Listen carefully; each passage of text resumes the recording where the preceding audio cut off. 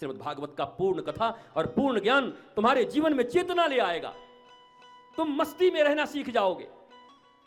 और मैं नागपुर वासियों तुम्हें इस बात की गारंटी देता हूं कि 7वें दिन तुम यहां से हंसते हुए और मुस्कुराते हुए उठोगे। तुम्हारे जिंदगी के सारे दर्द मिटे हुए होंगे अगर तुमने ठीक से सुन लिया। तुमने वो छोटी छोटी जो ब्रीफ्स में दे रहा हूं, छोटी छोटी जो सूत्र होंगे, उन सूत्रों को तुम्हें देता जाऊंगा और तुम्हें याद भी कराता जाऊंगा। छोड़ूंगा नहीं, पक्का टीचर हूं मैं,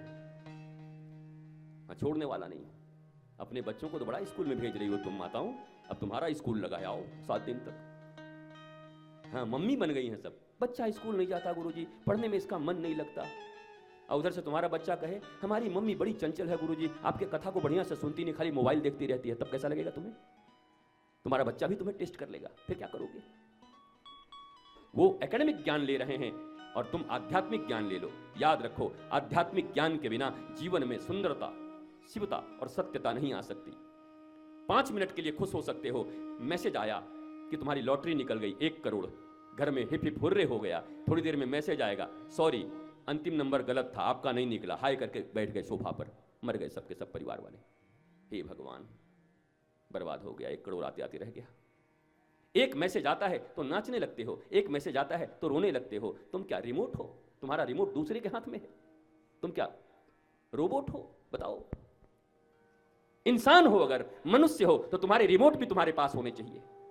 तुम चाहो तो हंसो, तुम चाहो तो रो, तुम चाहो तो नाचो, तुम चाहो तो गाओ, तुम चाहो तो बुलाओ, तुम चाहो तो भगाओ। पर तुम तो खुद ही रोबोट हो गए हो।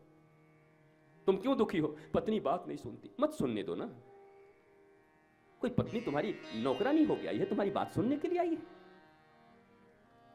क्यों दुखी हो? बेटे हमारे मन से नहीं चल रहे हैं। मत सुनने दो ना, तुम्हारे मन से चलने के लिए आए।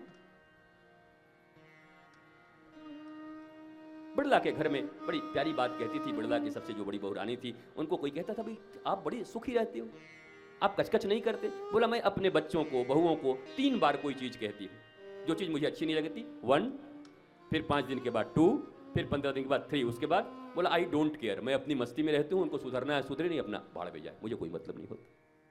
और यही जिंदगी जीनी चाहिए। तुम दूसरों के कारण अपनी जिंदगी को नरक बनाए हुए हो। और तुम्हें देख देख के लोग कहते हैं बताओ तुम्हारे चेहरे पे कभी मुस्कुराहट नहीं है, तुम्हारी जिंदगी कैसी है? तुम अगर रोल मॉडल बनना चाहते हो अपने बच्चों के, आइडियल बनना चाहते हो अपने बच्चों के, मैं तुमसे एक प्रश्न पूछता हूं, तुम्हारे बच्चे तुम्हारे फोटो लगा के क्यों नहीं रखते अपने कमरों में? तुम्हारे बच्चे जब ट्यूशन पढ़ने जाते हैं या कहीं हॉस्टल में जाते हैं तो वहां पर क्यों किसी ऐसे का पिक्चर लगा के फोटो रखते हैं जो ड्रग्स लेता है? बॉलीवुड के किसी हीरो हीरोइन का चेहरा लगा के रखते हैं, वो खुद ही ड्रग्स ले रहे हैं बेचारे, खुद ही परेशान हैं। उनके पास ग्लैमरस है, ग्लैमर है, पैसे हैं, रुपए हैं, उसके बाद भी मर जा रहे हैं, उसके बाद भी सुसाइड कर ले रहे हैं। बड़े बड़े, छोटे छोटे नहीं, और आज से नहीं, मधुबाला से लेके मीना कुमारी तक, तुम्हारे समय का जो बुजुर्ग लोग बैठे हैं वो कहेंगे आजकल के लोग ऐसे, तुम्हारे लोग कैसे थे? मीना कुमारी कब की थी? मधुबाला कब की थी? मधुबाला का क्या हुआ था? ग्लैमर्स, इतने ग्लैमर लाइफ में, और जिंदगी ऐसी हो गई कि खटिया पे कोई देखने वाला नहीं था। ट्रंक कॉल बुक कराते थे किशोर कुमार को तो कहते थे किशोर कुमार अभी बिजी रिकॉर्डिंग कर रहे हैं, और वही कभी पीछे पीछे चला करते थे। ये दुनिया बड़ी खतरनाक है। आकर्षण में अगर फंसोगे तो बर्बाद हो जाओगे। आकर्षण नहीं, प्रेम चाहिए। There are big difference between love and lust. LUST LOVE।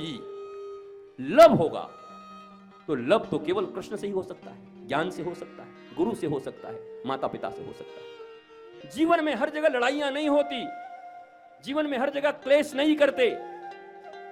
आप लोग कितने दुखी हो बताओ? कोई भाई से, कोई माई से, कोई दाई से, कोई अपने पड़ोसी से, कोई ननद भौजाई से, कोई सास बहू से, कोई बाप बेटा से, सभी दुखी हैं और कहते हैं 10 साल से समझा रहा हूं, समझता नहीं है। भैया किसी सदगुरु की शरण में चले जाओ। मैं सत्य कहता हूं, दुनिया का कोई भी ऐसा उलझा हुआ धंधा नहीं है जो सदगुरु रूपी बंदा बैठ करके उसको सुलझा न सके। ऐसा बंदा है जो सब धंधे को सुलझा देता है, पर तुम्हारा विश्वास पक्का हो उनके ऊपर।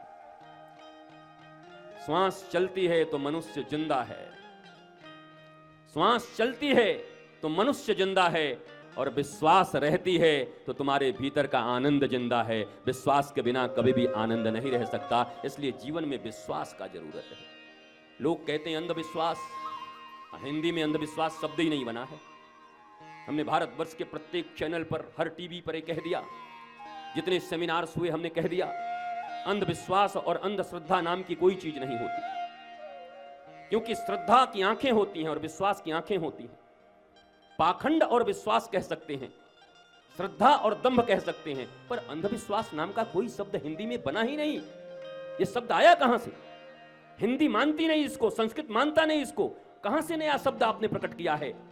या तो पाखंड होगा पूरी तरीके से, या तो पक्का विश्वास होगा, या तो दंभ होगा, या तो श्रद्धा होगी। जैसे लोग कहते हैं आजकल 2 नंबरी साधु मिलते हैं। कैसे मूर्ख आदमी हो बताओ, साधु भी है और 2 नंबरी भी है। 2 नंबरी हो गया तो साधु है ही नहीं, फिर साधु कैसा? तो 2 नंबरी साधु मिलते हैं। आजकल जितने भी नेता हैं 2 नंबरी मिलते हैं। नेता है तो फिर 2 नंबरी नहीं होगा, 2 नंबरी होगा तो फिर नेता नहीं होगा। आजकल बड़े घटिया डॉक्टर मिलते हैं, घटिया होगा तो डॉक्टर नहीं होगा, डॉक्टर होगा तो घटिया नहीं होगा। घटिया डॉक्टर कहां से आ गया? बाकी बात रही इस दुनिया में, तो इस दुनिया में प्रत्येक प्रोफेशन में कुछ न कुछ तुम्हें लोग मिल जाएंगे।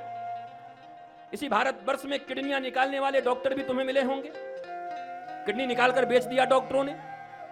अब तुम्हारे घर में तुम्हारी तबीयत खराब होगी, पिता माता की किडनी की खराबी होगी, तो सब्जी वाले के पास जाओगे या डॉक्टरों के पास जाओगे?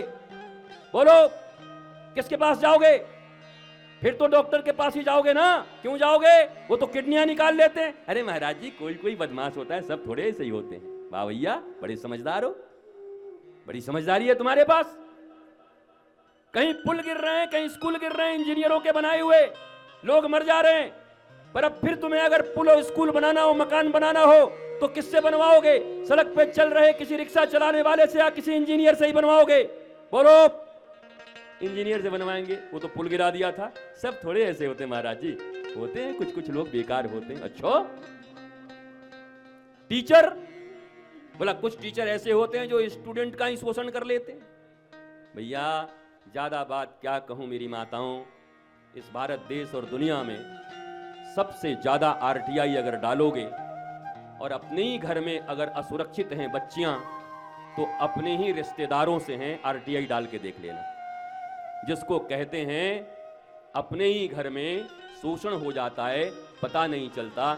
सबसे ज्यादा केसेस इसी के हैं। कोई मौसा होता है, कोई काका होता है, कोई चचेरा ब्रदर मिल जाता है, कोई दूर का रिश्तेदार मिल जाता है। अब मैं तुमसे पूछता हूं, क्या ऐसे केसेस आने के बाद भारतवर्ष में लोगों ने अपने भाइयों पर विश्वास करना बंद कर दिया? काकाओं पर विश्वास करना बंद कर दिया? मौसा पे विश्वास करना बंद कर दिया? रिश्तेदारों पे विश्वास करना बंद कर दिया? नहीं किया। अरे जब हर जगह पर ऐसे लोग मौजूद हैं, उसके बाद भी भारत का विश्वास कायम है, तो त्रेता युग में भी किसी सीता का हरण करने कोई आतंकवादी के रूप में रावण नहीं आया था, साधु के रूप में ही आया था, वेश बदल करके। इसलिए कभी भी साधुओं के ऊपर भी उंगली मत उठाया करो।